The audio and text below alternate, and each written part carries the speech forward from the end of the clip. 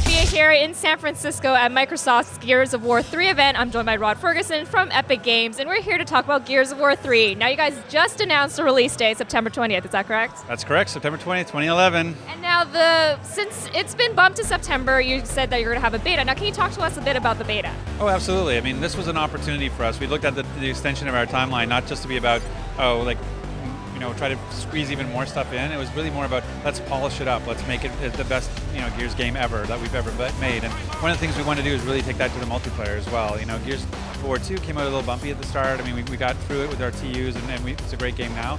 But we want to hit that right out of the gate with Gears of War 3. And so that's what we're doing this beta on dedicated servers. We're getting it out there to people who buy Bulletstorm can get in, all this stuff, right? We're really trying to get that access out there to get as much fan support as we can. And we want their feedback. We want to know what's working, what's not working, and then just also, test out all the, having data centers around the world is not something you just want to turn on without knowing if it's going to work, right? So this is a great opportunity. Yes, dedicated servers is the key thing. And what is included in the beta, like maps, the modes? Can you talk a bit about that? Sure. I mean, the big thing we wanted to bring is our 3 new modes. So it's Team Deathmatch, King of the Hill, and Capture the Leader.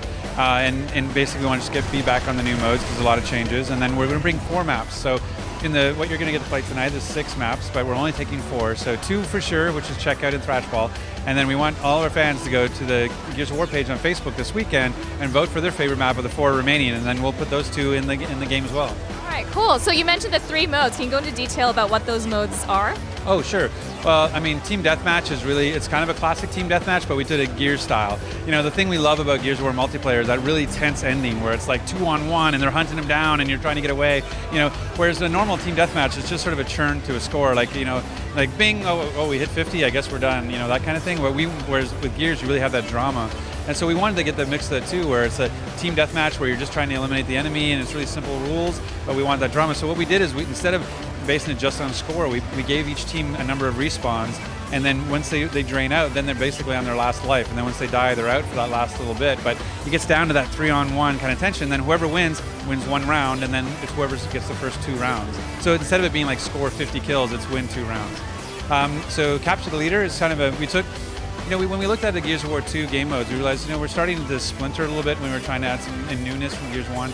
And what we can actually do is start to bring all that back and consolidate. So you take Submission, which was our meat flag, kind of a human, flag, capture the flag, and Guardian, which was sort of our VIP mode, and we put them together into Capture the Leader. So now basically you have these 2 leaders running around, and you have to capture them and take them as a meat shield and hold them in the game right now it's 30 seconds. And if you can hold them 30 seconds, you win.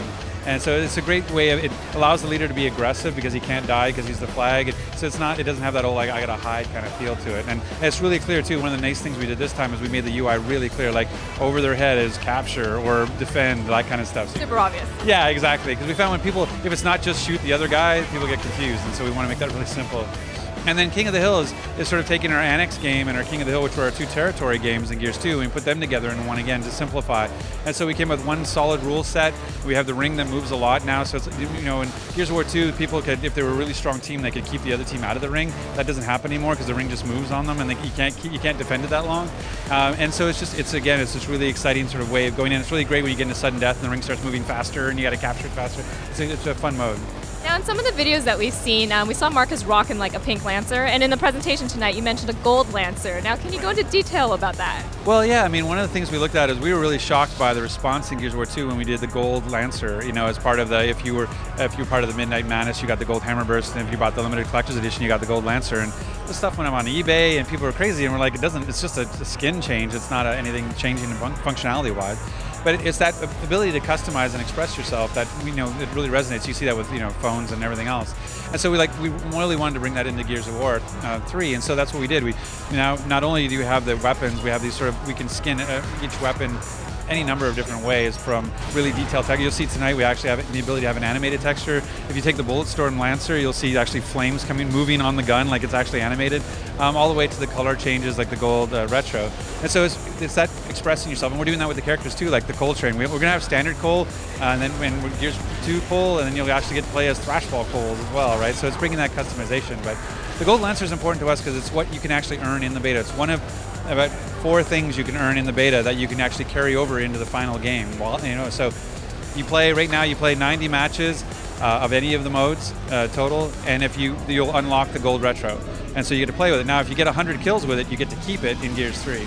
Same thing with like Thrashball Cole. You play 70 matches of any mode, you get to unlock his character. Now, if you play 13 more matches as him, you'll get to keep him. And 13 is because it's 83 on his chest, right? It's going with his number. Wow. Okay, now, so everyone's waiting. When is the beta starting?